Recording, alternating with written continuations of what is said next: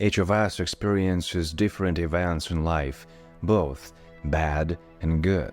If something pleasant happens, we are ready to share our joy with others, and the world around us begins to blossom. We smile at everyone, are ready to help and cheerfully encourage others.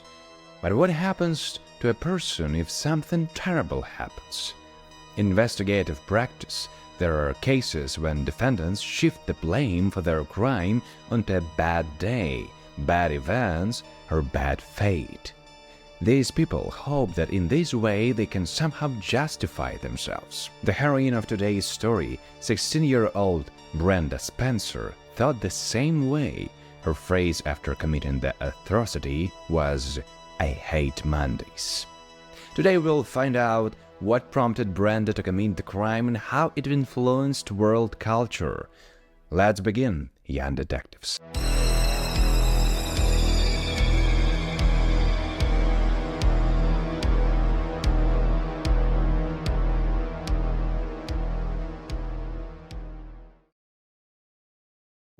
On the southern west coast of the United States, where the sky merges with the endless Pacific Ocean, lies the city of San Diego, the pearl of Southern California. This is a place where azure ocean waves gently caress golden beaches and ubiquitous palm trees majestically rise against the bright blue sky. The sun shines here almost all year round, and the light Pacific breeze from the coast helps to better bear the heat. Each district of the city carries its own unique history, whether it's the historic Gaslamp Quarter, the mysterious old town with its ghosts of the past, or the multinational Little Italy, teeming with endless cultural wonders.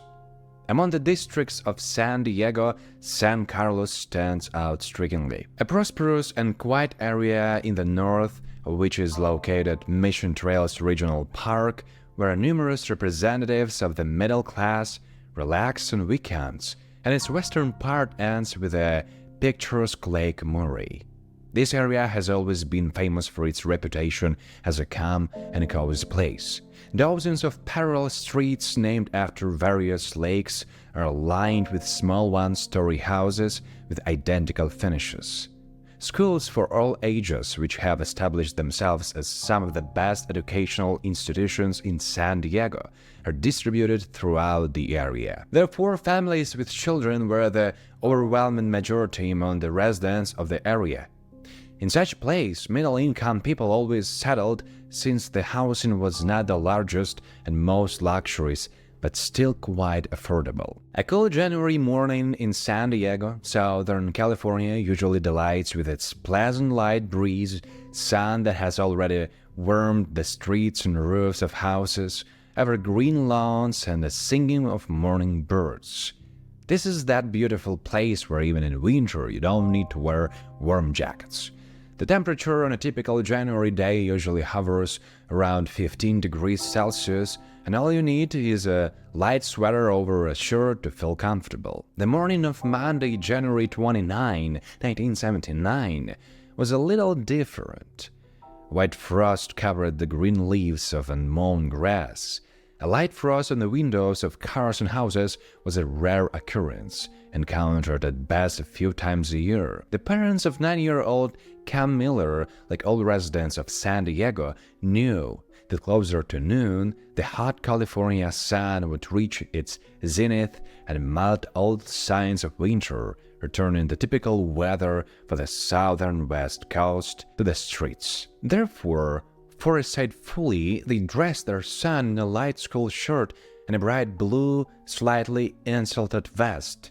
Cam attended elementary school and was a very active child, so his vest served not only as insulation, but also as a distinguishing element so that his son could be seen from afar and not get lost from sight during walks with his classmates after school. Around Grover Cleveland Elementary School, located in the heart of the San Carlos neighborhood of San Diego, children were already gathering. They were waiting for the school principal, Barton Reck, to open the main doors, thereby marking the start of the school day. 9-year-old Cam Miller, dressed in his blue vest, was excitedly discussing the past Sunday with his friend on the playground near the entrance to the school. There were a few minutes left before the start of classes. Almost all the students had already arrived and were fuzzily crowding in the schoolyard not far from the parking lot. But the children's serene morning was interrupted by a loud pop. No one really paid attention to the sound nearby, reminiscent of a small firecracker. But Cam fell to the ground, feeling a sharp and acute blow somewhere in the chest area. In fact, it was not a blow at all. It was a gunshot wound. A .22 caliber bullet from a Ruger rifle struck the boy in the back and passed through. Cam's bright blue vest made him an easy target. He became the first person injured in this shooting. Due to their size and speed around 500-600 meters per second, a .22 caliber bullet does not cause pain immediately. A person only experiences a feeling of being struck. Therefore, no one immediately understood what was happening. A minute later, another child fell and then two more. Teacher Daryl Burns and Principal Ragg were sitting in the office drafting a plan to improve the school program when they heard strange noises. But seeing through the window how the children were failing one by one, they went down to the yard to find out what was happening.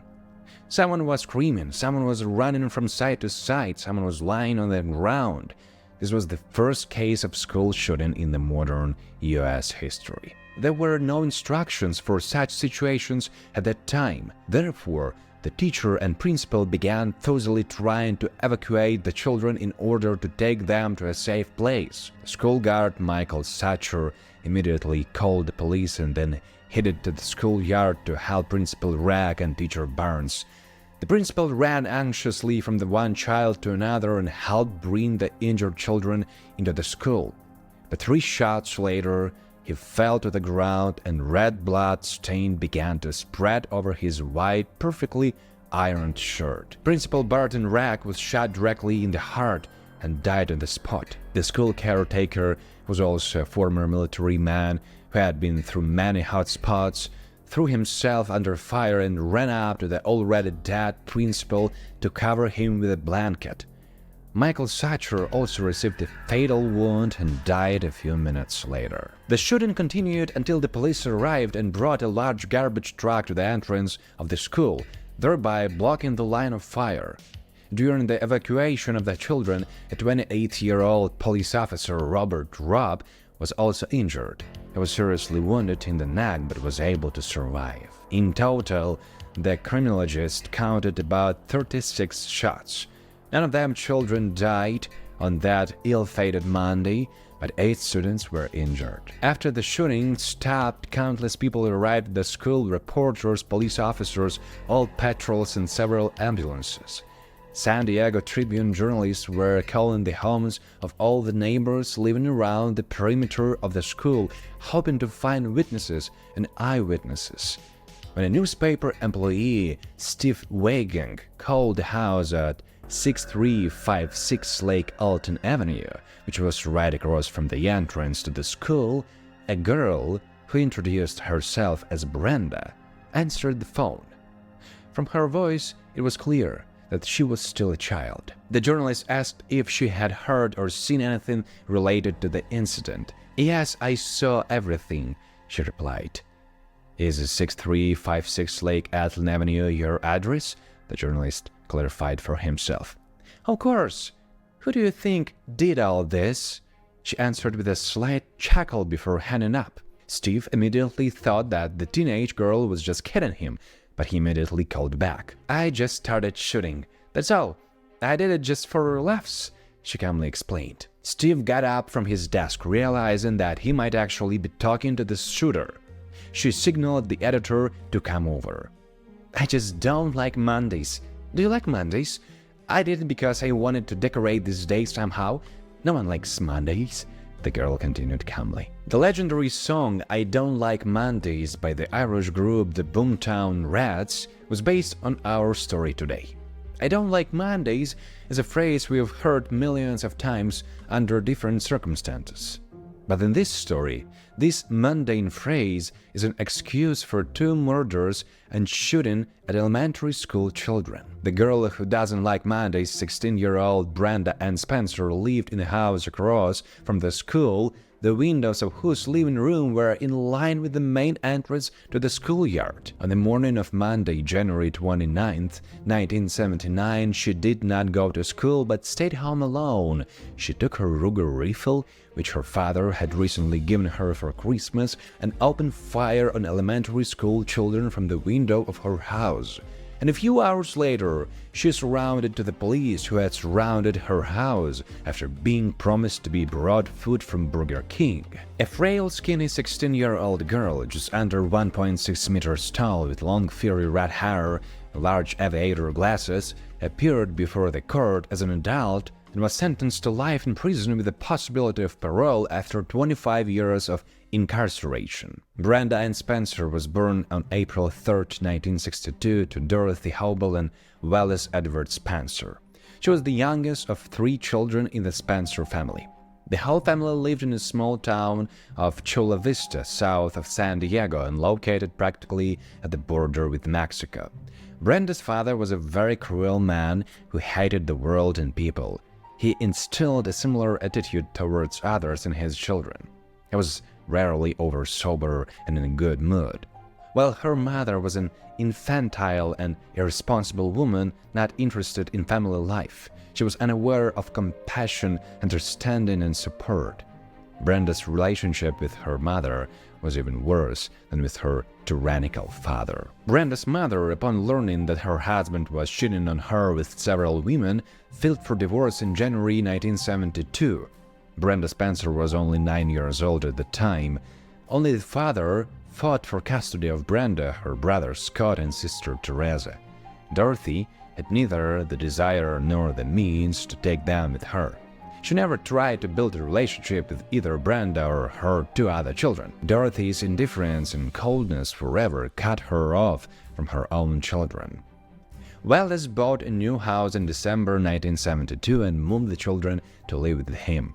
So Brenda and her older brother and sister were left to live with their father in a small house at East San Diego on Lake Alton Avenue, from the windows of which the Gruber Cleveland Elementary School could be seen. It was a small one-story house with 3 bedrooms and 2 bathrooms, a spacious garage and a small kitchen, but for some inexplicable reason there was no separate bedroom for Brenda.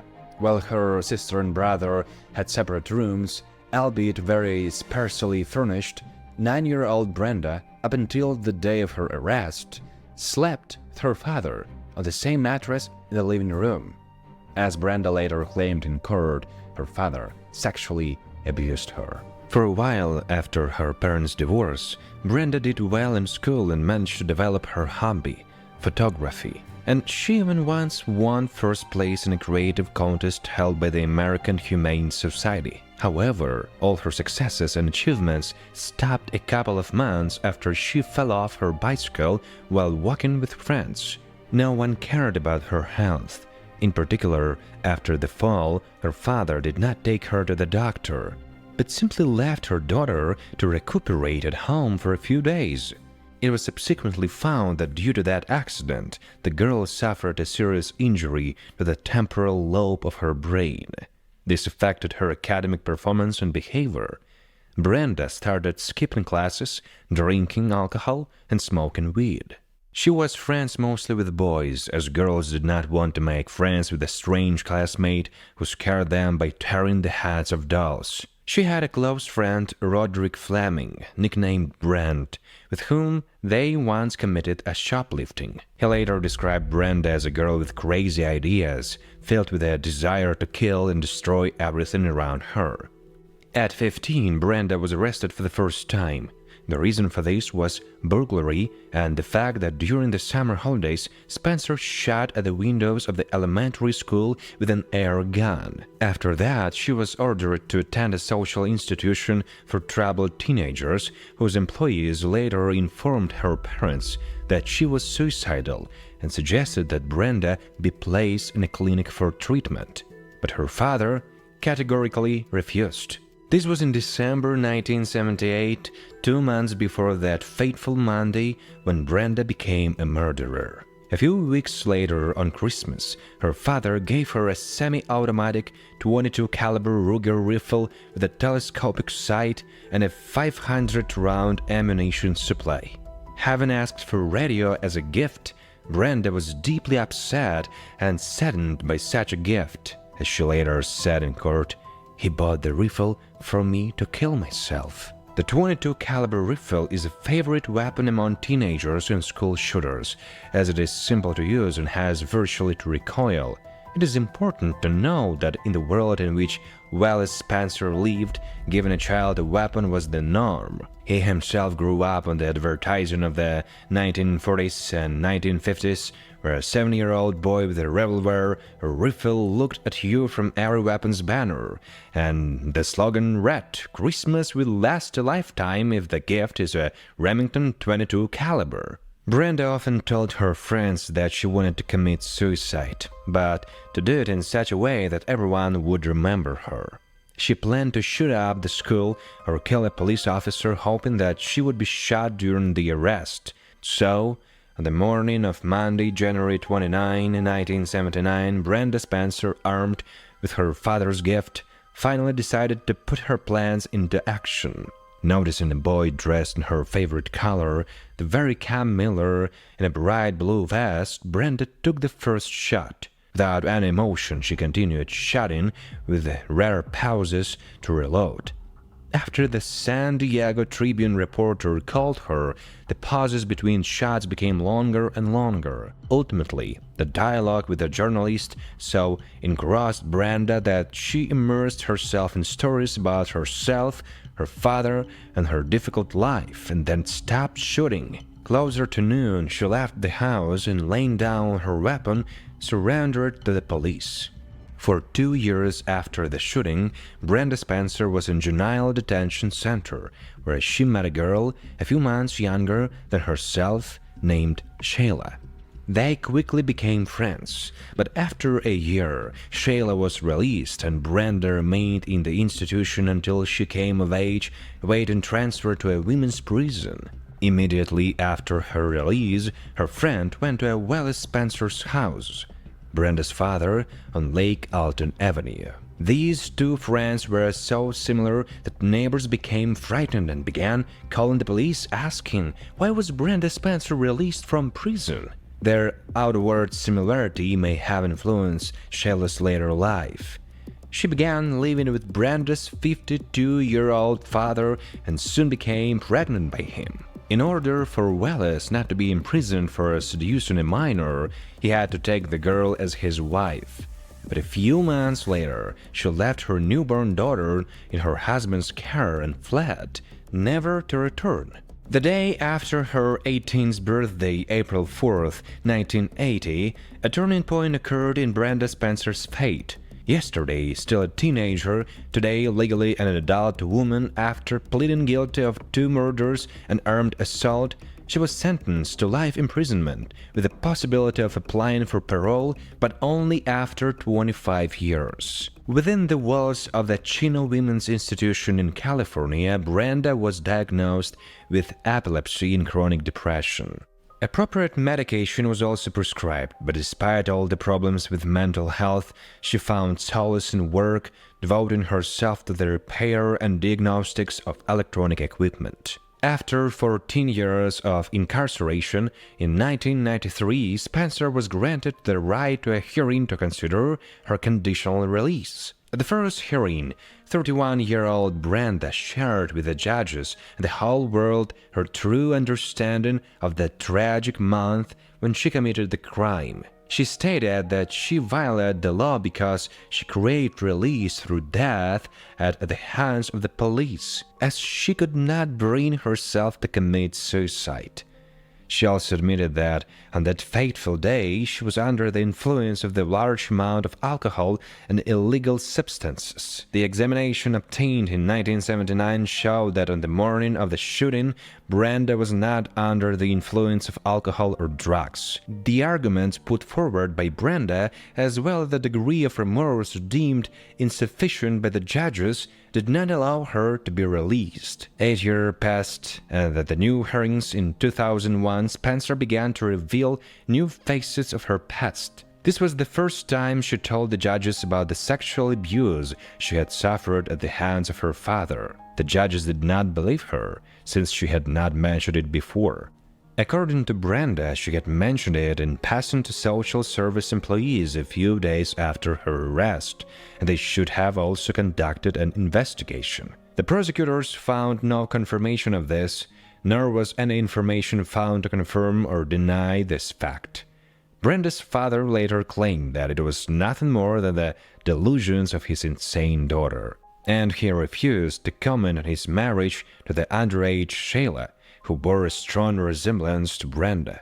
And again, the hearing ended not in the defendant's favor. She was left in prison for another 4 years. In 2005, another hearing was held, where the issue of sexual abuse and Brenda Spencer's psychological state was again raised. The San Diego District Attorney's deputy brought up an example of the defendant's self-mutilation while in custody. After her friend was released from prison, Spencer carved the words courage and pride into her skin. For the prison staff, this incident was proof that Brenda still exhibited self-destructive behavior and acute mental disorder. This, of course, was the reason why the prosecutor insisted that the defendant should not be released under any circumstances. During the hearing, Brenda could not argue with this fact, but she clarified for the commission that the words carved into her skin were different, namely unforgiven and lonely. Once again, the hearings brought no results, and Brenda began a new 4-year period of waiting for the next hearings. The 2009 hearings began with a discussion of Brenda's new psychiatric diagnosis. In addition to depression and epilepsy, schizoaffective disorder was also added to Spencer's list of illnesses while in prison. Also, at the beginning of the hearing, the question of the reasons for the crime was raised again. Brenda, as many times before, stated, "I just wanted to die. I was trying to commit suicide. I chose the school across the street as a target because I knew that if I shut up the school, then when the police arrived they would have to shoot me." Ultimately, one can simply conclude that at all the hearings, Brenda tried as much as possible to downplay her crime and justify it by any means possible. But the remorse, so eagerly awaited by the commission members, was insufficient and always took a back seat. It was this that was the reason why at all the hearings Brenda was denied. The last hearing was in 2021. The next one is scheduled for 2025. This story differs from many others in that the motives in it are blurred and unclear. An unhappy 16-year-old girl whose childhood can hardly be called happy. An infantile mother who generally couldn't care less about her own children.